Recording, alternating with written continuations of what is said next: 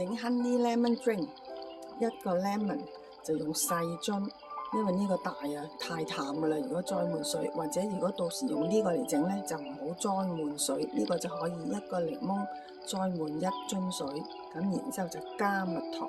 蜜糖嘅份量呢，就最初唔使加咁多，因為要試咗味之後覺得唔夠甜呢，先至再加落去，攪下佢都會溶噶啦。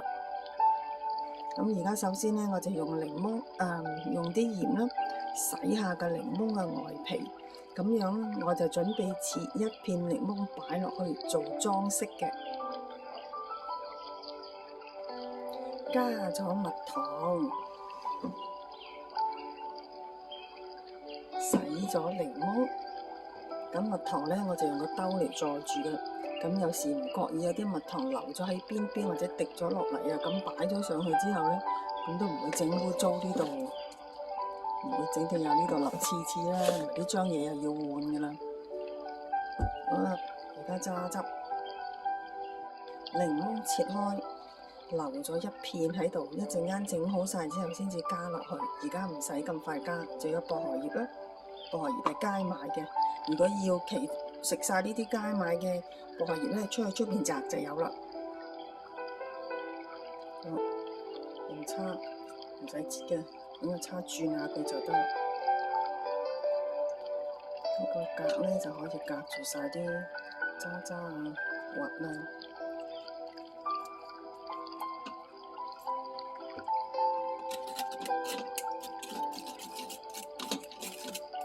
搞掂。洗，用暖水嚟開啦，咁樣呢啲蜜糖會快少少溶噶，唔使加咁多，加少少就夠啦。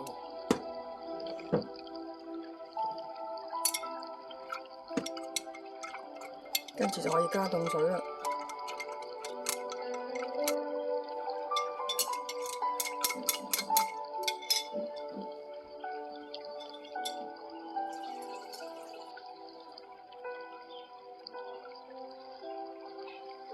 再加檸檬葉，唔係薄荷葉，檸檬，搞掂，試味，搞掂，正。記住清理場地、洗碗啊仔。嗱，如果街買嗰啲薄荷葉食晒嘅、用晒嘅，就嚟呢個葡萄摘，呢啲就係薄荷葉啦嚇，品種係唔同嘅，有少少分別嘅。但呢個呢，就係可以喺多倫多過得冬嘅，屋入邊嗰隻喺街買嘅呢，就唔可以喺多倫多過冬嘅，出年唔會再生得翻㗎啦。呢個就係啦，就係街買嘅，我就試下種得生嘅。今年夏天呢度種有得食呢一個嚇，但係到冬天撩咗就撩咗，出年係生唔翻嘅。